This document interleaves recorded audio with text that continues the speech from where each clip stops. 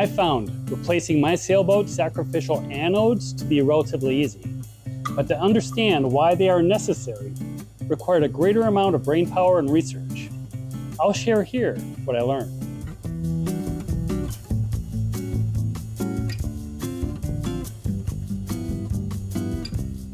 Most recreational fiberglass sailboats will have sacrificial anodes installed on the back of the propeller and on the propeller shaft. Removing the old anodes and replacing with new ones requires nothing more than removing or unscrewing the fasteners that are mounting the old anodes and then installing the new anodes with the same or replacement fasteners. To replace the anode, you will need to understand the size of the old one that you're replacing because size matters. You will also need to choose the material of the anode based on the application for either fresh or salt water. In regard to size, on the propeller, I have a max prop. Max prop anodes come in 3 sizes and are generally sold directly from the max prop manufacturer, PY Incorporated. But compatible anodes can be obtained from other retailers as well. The sizes are 63mm, 70mm, and 83mm. My 3-bladed prop on my 42-foot sailboat uses a 70mm anode, and it is attached with 3 socket cap fasteners requiring an M4 Allen wrench to loosen or tighten the screws. The propeller shaft requires a 1.5-inch diameter anode that comes with 2 embedded socket cap screws. These screws require a 5mm Allen wrench for the socket. PYI Incorporated currently sells either aluminum or zinc anodes for the max prop. In fresh water, magnesium is suggested as the best application, as that metal is found to have a higher negative charge on the galvanic chart and therefore will corrode faster. My boatyard leverages magnesium anodes whenever they replace anodes for their customers. ABYC standards suggest that either magnesium or aluminum is appropriate for fresh water. Here is a Noble Metals chart showing that the negative electrical potential for magnesium is minus 2.37 volts, while aluminum is at 1.66 volts. Aluminum is lighter and less expensive, but will tend to last longer than magnesium in this application.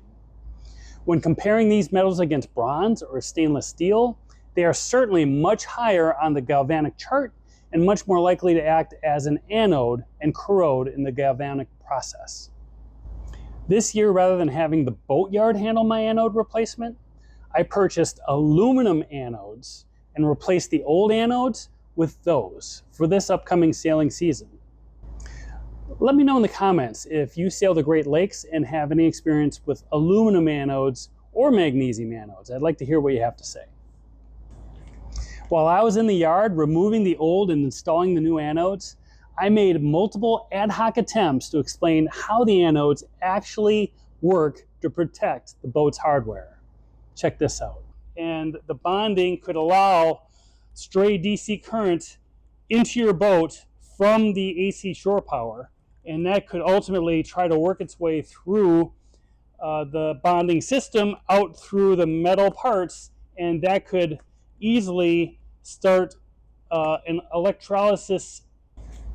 I found that it's difficult to explain, especially on an ad hoc basis. The concepts of the galvanic and electrolytic currents off the cuff, it's just difficult to explain. So I've put some effort and thought into what I think might be helpful for you, and here's what I've come up with. Galvanic currents are created by the same principle as how a battery generates electricity. A galvanic cell is formed by 2 dissimilar metals connected together and immersed in a liquid, acting as an electrolyte. For recreational sailors, the electrolyte is the water in which we sail.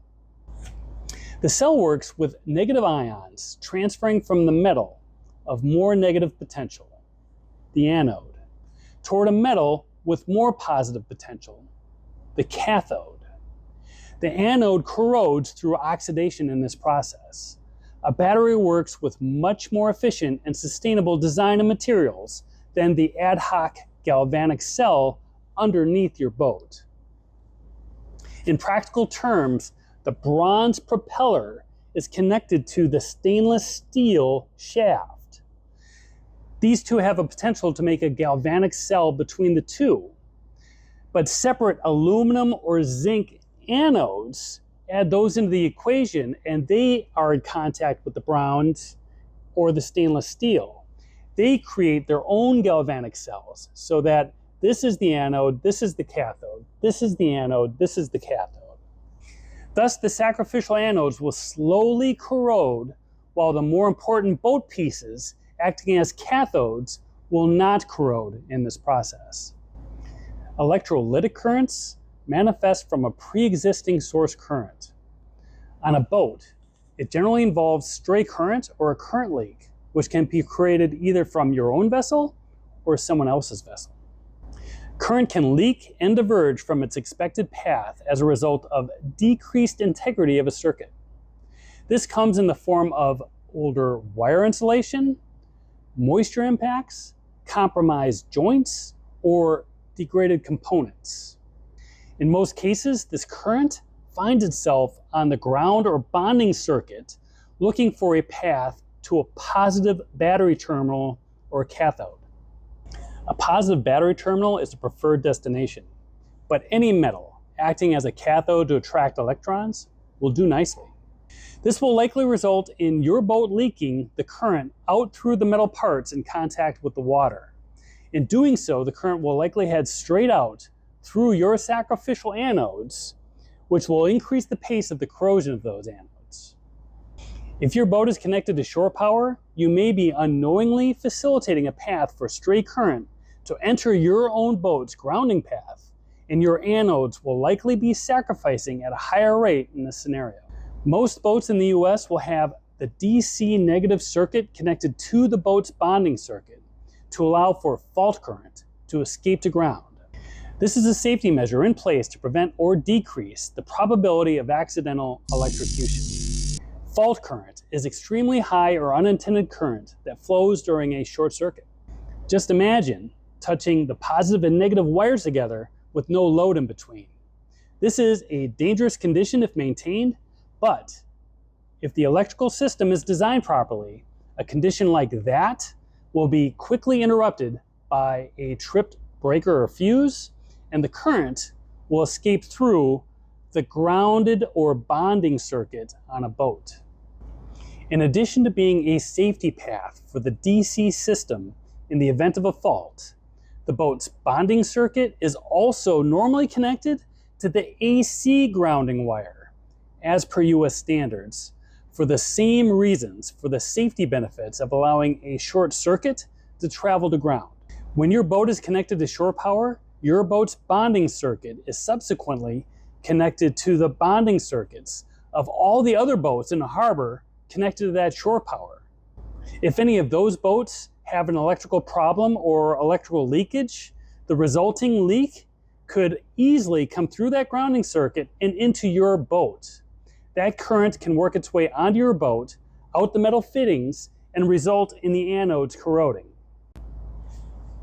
Methods to prevent this stray current problem traveling from other boats on the AC grounding to yours would be don't plug in, or to install a galvanic isolator or a marine isolation transformer near your shore power receptacle. Of the options, the galvanic isolator is the less expensive and more commonly used item for recreational boats. My boat currently does not have a galvanic isolator or an isolation transformer, but I will be installing this one during this winter season, and I'll share the steps to install it here in my YouTube channel. So, the sacrificial anodes should be the first to corrode when exposed to stray current leakage through the bonding circuit, because again, these anodes have the highest negative voltage potential compared to other metals in the water, and the anode should represent the easiest path for the current to escape the ground. This process is referred to as electrolysis. For more theoretical information on the galvanic or electrolytic processes themselves, I highly recommend for you to check out this YouTube channel. The processes are explained in depth but in short 12-minute segments through these MCAT study guide YouTube videos. Go to @Leia4SciMCAT for great explanations of the galvanic and electrolytic chemical cells. For more practical information about your boat's electrical system, I'd point you to boathowto.com, both the YouTube channel and the website. Jan and Nigel provide many free videos and advice. They have online courses available as well. I want to thank my subscribers. I really appreciate your support.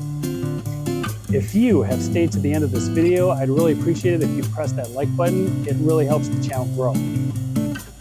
This is Sailor Eric. Thanks for watching.